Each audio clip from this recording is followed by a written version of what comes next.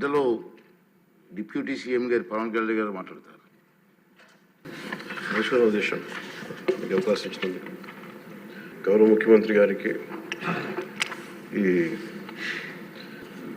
Excise policy మీద ఈ శ్వేతపత్రాన్ని సమర్పించిన విధానం చాలా లోతుగా ఉంది, సమగ్రంగా ఉంది.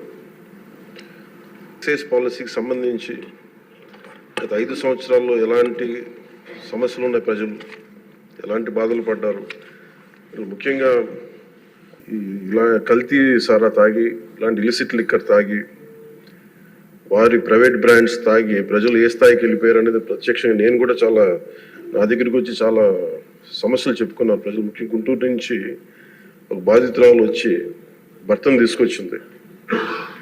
భర్తను తీసుకొచ్చి నా భర్త నన్ను కొట్టేస్తున్నాడు, మీరు మాట్లాడండి, వీళ్ళు మందు తాగిని చెప్పి ఆవిడ పాపం బాధపడుతుంటే ఉన్న దెబ్బలు చూపించింది. భర్తను అడిగితే భర్త ఏమన్నాడంటే, నేను ఎప్పుడు ఇలా చేసేవాడిని కాదు, మందు తాగగానే నాకు అట్లా అయిపోతుంది, ఇది నర్వస్ డిజార్డర్ వచ్చేస్తుంది, న్యూరలాజికల్ డిజార్డర్ వచ్చేస్తుంది అనేది తర్వాత దీంట్లో తెలియదు అధ్యక్ష.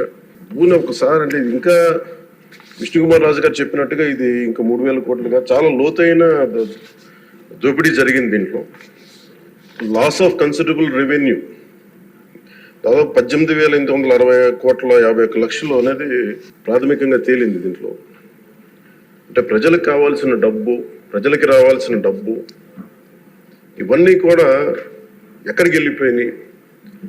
నిన్న ప్రధానమంత్రి గారు మనకి కేంద్రం బడ్జెట్లో మనకి 15,000 కోట్లు ఇవ్వగానే ఇందాక గౌరవ ముఖ్యమంత్రి గారు చెప్పినట్టుగా మనం అందరం చాలా ఆనందపడ్డాం. దీంట్లోనే నిజంగా ఈ 15,000 చిల్లర కోట్లు మనకు వచ్చిందంటే అసలు క్యాపిటల్కి ఇబ్బంది కూడా ఉండేది కాదు. పోలవరం చాలా వరకు అయిపోయింది. ఇవన్నీ పక్కన పెడితే అధ్యక్ష, నిన్న రివ్యూ చేస్తా ఉంటే ఒక 20,000 తీసుకున్నాడు ఒక అధికారి, మన ఏసీబీ వాళ్ళు తీసుకున్నారు, ఇంటర్ డిపార్ట్మెంటల్ ఎంక్వైరీ చేస్తాం అని చెప్పేసి ఒక రివ్యూ ఏదో కేసు గురించి చదువుతా ఉంటే తనకి కాంపెన్సేషన్ రావాలి, తనకి కోర్టుకి వెళ్ళారు. అది మాట్లాడుతున్నా ఒకటే అనిపించింది, ఒక చిన్నపాటి ఉద్యోగి తప్పు చేస్తే 20,000 రూపాయలు లంచం తీసుకున్నాడని చెప్పి లంచం తీసుకున్నందుకు ఏసీబీ ఎంక్వైరీ ఉంది, లేదంటే డిపార్ట్మెంటల్ ఎంక్వైరీ ఉంది.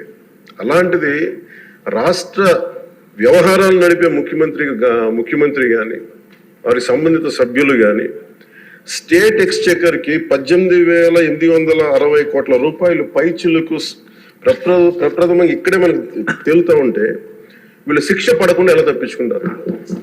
శిక్ష పడాలి. మనకి నైతిక బలం, నైతిక హక్కు ఎలా ఉంటుంది అధ్యక్ష? మనకి ఒక అధికారి 20,000 రూపాయలు నువ్వు తప్పు చేసావని చెప్పి ఏసీబీకి పట్టిస్తున్నావు. వీళ్ళేమో దారుణంగా 18,000 కోట్లు అటు ప్రజల్ని కనీసం వాళ్ళ క్వాలిటీలు మన లిక్కర్ మనకి తాగాలని చెప్పి ఎవరిని మనం కూర్చోబెట్టి మనం పెంపొందించట్లా. ఓకే, ఒక వ్యసనం అనుకోండి, దానికి ఏదైనా పేరు పెట్టుకోండి. ముఖ్యంగా మనకి మద్యపాన నిషేధం అనేది చాలా చాలా కష్టమైన విషయం, ముఖ్యంగా ఆంధ్రప్రదేశ్. ఒకవైపు యానాం, ఇంకోవైపు మనకి మధ్యప్రదేశ్, ఇంకోవైపు చూస్తే మనకి తెలంగాణ, ఒరిస్సా, తమిళనాడు, కర్ణాటక, ఇన్ని బార్డర్స్ని షేర్ చేసుకొని మద్యపాన నిషేధం అనేది ఇప్పుడు చాలా కష్టసాధ్యమైన విషయం. గతంలో కూడా చేశారు, సాధించలేకపోయాం. ఇప్పుడు రెగ్యులేట్ చేయాల్సిన అవసరం ఉంది. ఇందాక గౌరవ సభ్యులు బుచ్చయ్య చౌదరి గారు చెప్పినట్టుగా ఒకటి స్టేట్ ఎక్స్చెకర్కి లాస్ జరిగింది, ప్రజలకి ఆరోగ్యానికి హాని జరిగింది. దాంతోపాటు అసలు ఈ వ్యసనాన్ని తగ్గించే పరిధిలో కూడా కొంత ఉన్నారు, కొంత బడ్జెట్ కేటాయించాలి. ముఖ్యంగా డీ అడిక్షన్ సెంటర్స్ కానీ వీటితో పాటు కేటాయించాలి. అది కూడా సూచన బుచ్చయ్య చౌదరి గారు చెప్పిన సూచన కూడా మనం పరిగణలోకి తీసుకోవాలి అధ్యక్ష. ఎందుకంటే రేపొద్దు దీంట్లో మనమే కనుక 18,20 ఎంత ఇది 18,000 కోట్లు ప్రస్తుతానికి వస్తే దాంట్లో కనీసం ఒక సర్టెన్ శాతం, ఒక 10% అంటాం, ఎంత పర్సెంటేజ్ పెద్దలందరూ కూర్చొని, విఘ్నులందరూ కూర్చొని దాంట్లో కొంత డీ అడిక్షన్కి దాన్ని ఖర్చు పెట్టాలి అధ్యక్ష. కేవలం దాన్ని ఆదాయంగా చూడకుండా అట్లీస్ట్ ఒక 10% డీ అడిక్షన్గా దాన్ని డీ అడిక్షన్ సెంటర్స్ ఖర్చు పెట్టాలి. కానీ అన్నిటికంటే కూడా ఈ రోజున మన గౌరవ ముఖ్యమంత్రి గారు చెప్పింది, వీళ్ళని ఎలా ఇన్వెస్టిగేషన్ అంటే అలిగేషన్స్, దీంతో ఎండ్ అయింది ఈ ప్రజెంటేషన్.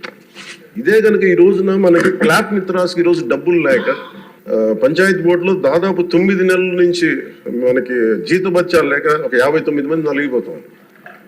అలాగే ఫీజు రీయింబర్స్మెంట్ లేక విద్యార్థులు నలిగిపోతా ఉన్నారు. స్టేట్ ఎక్స్చెకర్లో డబ్బులు లేవు. కానీ అందరూ ఇన్ని కోట్లాది మంది జీవితాలతో ఆడుకుని వీళ్ళ చేతుల్లో మటుకు ఇన్ని వేల కోట్లు, దాదాపు విష్ణుకుమార్ రాజు గారు చెప్పినట్టు 30,000 కోట్లు వెళ్ళిపోయాయి.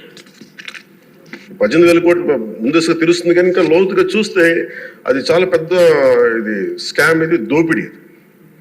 వీటిని కనుక మనం వదిలేస్తే, తప్పు చేసిన వాళ్ళని గత ప్రభుత్వం సంబంధించిన ఇది ఇట్స్ నాట్ అబౌట్ వెండట పగా ప్రతీకారం కాదు, కానీ వీళ్ళని స్వేచ్ఛగా కనుక వదిలేస్తే, వాళ్ళ అదృష్టవశాత్తు ఈరోజు వాళ్ళు అక్కడ లేరు. వాళ్ళు కనుక ఉండుంటే వాళ్ళకి నిజంగా వాళ్ళకి సమాధానం చెప్పాల్సిన పరిస్థితి ఉండేది. తప్పించుకొని పారిపోయారు వాళ్ళు ఈరోజు, తప్పించుకొని పారిపోయారు వాళ్ళు. We have to make them accountable అధ్యక్ష. వాళ్ళు we have to bring them into accountability. They have to be penalised. వాళ్ళు దయచేసి గౌరవ ముఖ్యమంత్రి గారికి నేను మీ తరపు నుంచి ఆయనకి తెలియజేస్తున్నాను అధ్యక్ష, దయచేసి వీరిని please we have to penalise them sir. వాళ్ళకి సరైన శిక్ష పడాలి సార్. వీళ్ళకి తప్పించుకోవడానికి కుదరదు సార్. లేదంటే రేపు పొద్దున ఒక ట్రాఫిక్ కానిస్టేబుల్కి బలం ఇవ్వాలి అంటే ఆపగలమంటే వాళ్ళు ఏమంటారు సార్ లోపల? నేను చిన్నపాటి కానిస్టేబుల్ అయితే నాకేమనిపిస్తుంది, మీరు పెద్దోళ్ళు అయితే వదిలేస్తారు, మమ్మల్ని అయితే పట్టుకుంటారంటారు సార్. మనకు రూలింగ్కి, గవర్నెన్స్కి, అడ్మినిస్ట్రేషన్కి నైతిక బలం పొంది అధ్యక్ష.